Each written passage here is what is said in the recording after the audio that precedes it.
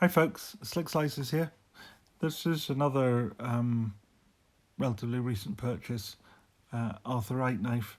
Now, I was looking for something to send to Tobias in America, and this is something that I've picked up, or I picked up one of these for him, and I picked up one for myself while I was at it.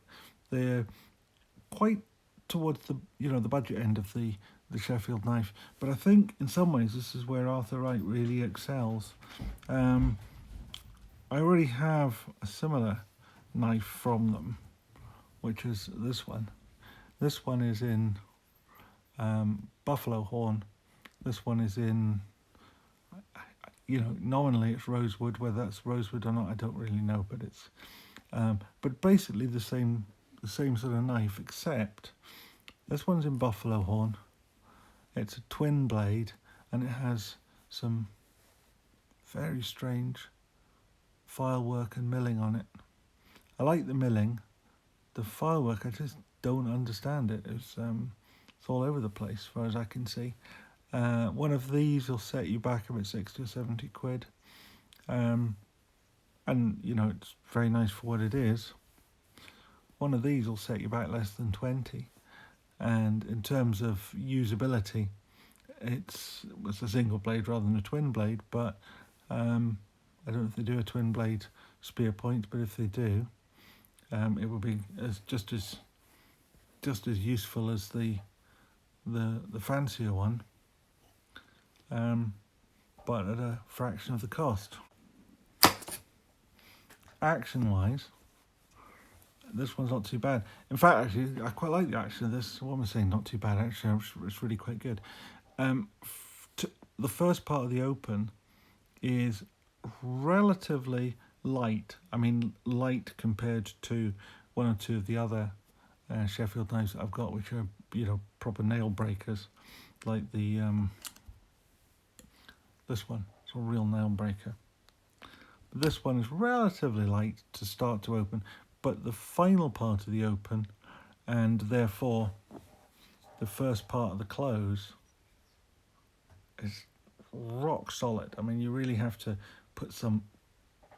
I mean, I don't think I can shut that with my thumb. Oh, no, I can't. It's that tough.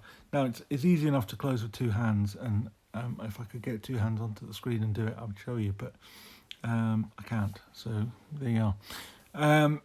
But you have no fear about using this knife. There's no danger this thing is going to close on you. Not that I'm subscribe to the slip joints closing on you theory of life, but I know some people do. This one, there's absolutely no fear of it. Now, this is a Spearpoint. Now, that's relatively unusual in my collection of Sheffield knives. I tend to have lamb's foots, Barlows, which are generally clip points, and I've got a few sort of Prunos and Warncliffes and so forth, but I think I've only this pair. I have two of them. One will be crossing the Atlantic shortly for Tobias, and the other one will be staying in my collection. And I've got obviously the fancy Dan Spearpoint, but they're very similar. Now, of course, it's an age-old design, very, very traditional. They're made in Sheffield, but equally they're made in Solingen in Germany. That's an Otter one. It's slightly bigger. I think the 3-inch rule is not so much of a thing in Germany as it is in the UK, so they can afford to make them just that little bit bigger and not worry about them. We'll be looking at the Otter in a video soon, and I'll do a little bit of comparison then. But I quite like the Otter, but I also like these. They're nice. They're quite slim. Wright knives tend to be relatively on the slim side, which makes them nice. Easy carry in the pocket. Fit and finish is pretty good. Is it perfect? No, not quite. There's a little bit of don't know if you'll see it there, but a little bit of gapping on the, I mean, here's breadth gapping. You know, I've criticised Arthur Wright in the past for some, you know, bad gapping, like at the tail of that knife. I mean, it's pretty awful. There's nothing in any of the recent ones that I've bought that makes me want to shout and yell and complain. This one's the same. There's a bit of grease and grime sticking out towards the between the liner and the spring, up just by my fingers there. But that's just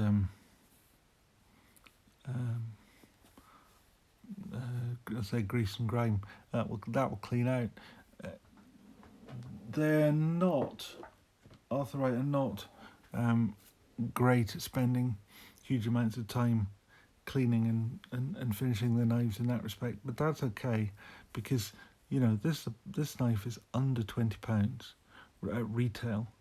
So how much time do you expect them to spend? The fact that they've done a nice grind on the blade with a little swedge either side of the point there, that they've you know, given it some decent hafting, given it some decent fit and finish, a decent action, nice materials, except I'm not wild on the C70 blade steel, but you know, it is what it is with a you know, Sheffield pocket knife. I think one day they'll start to improve that. Even, you know, I'm quite happy with 420 HC or something like that would be absolutely fine. But this is traditional. People seem to want carbon steel. Personally, I don't. I'd rather have stainless steel that I don't have to keep cleaning all the time to stop it tarnishing and patinaing. This one has a sort of, not a satin blade, but a ground blade, which is, you know, it's very much a working blade. It's not a showpiece or a collector piece. This is genuinely a knife to stick in your pocket and use, and as such I'd have no hesitation in recommending it for that purpose. This particular one, as I think I mentioned already, came from Heine Haynes, so there was no I don't believe there was any attempt at trying to find, you know, the best example for review on YouTube. I don't think they see me as a serious YouTuber. Doesn't seem to acknowledge, doesn't seem to get recognised with them anyway. So I'm pretty sure these were just picked out of the box and sent to me. And I say this one came from Heine Haynes, but a couple of years ago, and it suffers the sort of fit and finish issues that used to be endemic with Arthur Wright. I'm reasonably confident now, having picked up a few in recent times, that you can be reasonably confident that the fit and finish is going to be okay. I'm not sure this one has got a little bit of a crack in the horn. Now, I don't know how long that's been sitting in stock. It could be old, it could be new. But other than that, a little bit around this pin, it's not great either. Other than that, this knife is not badly done, except, as I say, I just don't get that file work. But there we are. 'Tis what it is. 'Tis what it is. Anyway, it's a very good knife. I like it. And as I say, one of these two will be going off to America at some point. Well, it'll probably be gone by the time you see this video, because I like to line the videos up a little bit. Anyway, if you like this, please give it a thumbs up. And if you'd like to see more of them, please subscribe and remember to ring the bell. Okay, thanks very much. Bye.